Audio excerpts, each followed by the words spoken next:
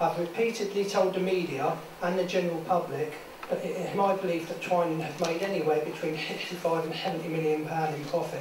Twining have not as yet denied this, and I suspect the profit made is actually in excess of the sum I've mentioned today. I once again call on Twinings to put this year's profits into the public domain. Twinings plan to take our jobs, nearly 400 of them, when we take into account that 263 of our colleagues in North Shields have been made redundant and move them to Poland and China.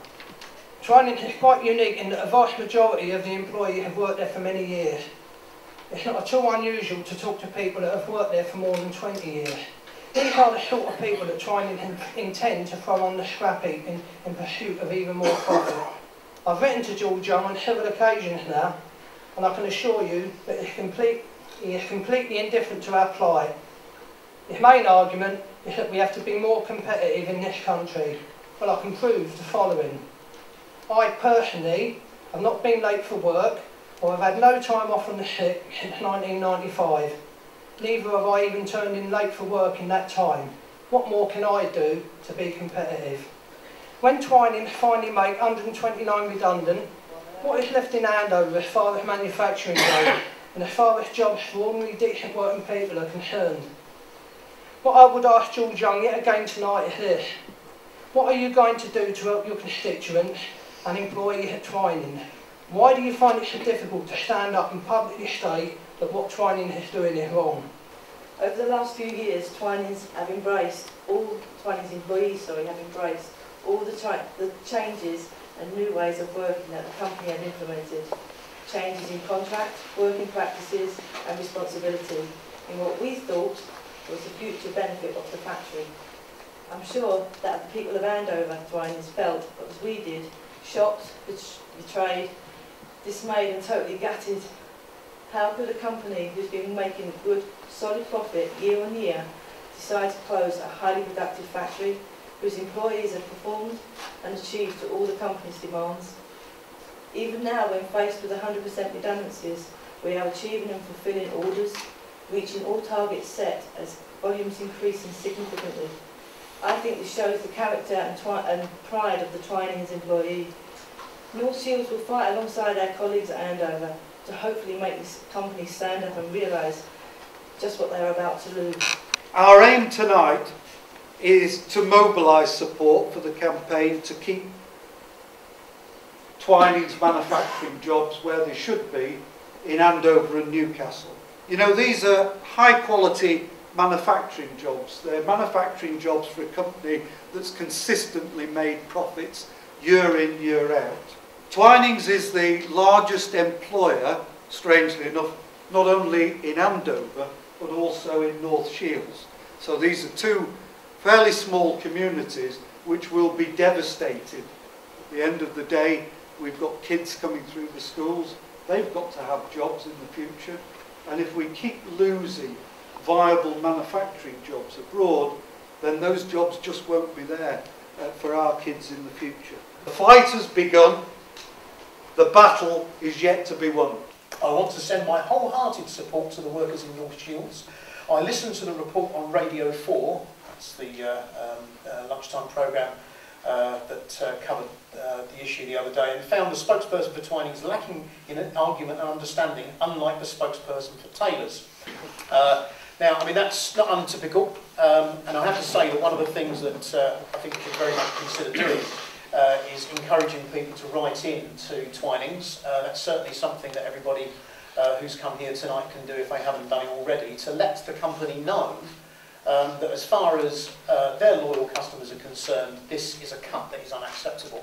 And certainly the more that Twinings hear from members of the public that what they're doing is unacceptable, then I think the greater pressure will help maybe to concentrate their minds and maybe to help them change their minds. Now, I think the situation at Twinings hasn't arisen out of anybody's nationality. It has purely and simply arisen because of the greed, I'll say it again, of Associated British Foods and Twinings, who are driven not by the interests of their workforce and not by the interests of the economy, either locally here or more widely, but by delivering the biggest possible profit to their shareholders, whatever the human cost. That early day motion, number 200, now has the support from 27 MPs. but as we know, it doesn't have the support of our own MP, who has accused organising a campaign of vilification against Twinings. It's a pity that Sir George is not here tonight, but I'd like to make it very, very clear that I have no intention of vilifying anyone, but I will not fight shy of condemning a move from a company that is clearly motivated by making the biggest possible profit, regardless of the damage done to the workforce, their families and their communities. We should also be aware that Twinings has sometimes been owned by Associated British Foods. You may not be aware that Associated British Foods, ABF, also owns Primark, a company facing fresh allegations of profiting from sweatshops overseas. ABF is used to exploiting cheap labour, and if the allegations are true, employing children in poor conditions in countries with far weaker employment laws even than ours. We know that if these job losses go ahead, they will have a devastating effect on the workforce and their families, as well as on the communities of both towns and for future generations. We know there will be a knock-on effect, with the impact felt by the transport companies, the packaging companies and all the other businesses that supply products to Twinings. Now, one of the things we can do as political stroke lobbyists, councillors and political activists is we can try and work to irritate, aggravate and infuriate the employers to gee them up and say, look, this is fundamentally wrong. If you cannot have a British company making profit and stay in Britain, what's the point of working in Britain? It just completely nulligates everything that we're standing for. If it's not made in England anymore, then it's not Twinings anymore to us. No matter what the name says, their foreign sales would drop for sure. If they don't believe me, they should check with their foreign sales reps. They, whoever decides these idiocies, should look up the word contentment in the dictionary. So the long and the short of it is that Twinings plans are actually not good for the workforce. They're not good for Andover. They're not good for the British economy. And in the long run, they're not good for Twinings either. And that, essentially, is the message that we need to get across to Twinings. One of the things I can tell you, which ought to interest your MP as a national politician, is that every unemployed person costs us about £8,000 a year.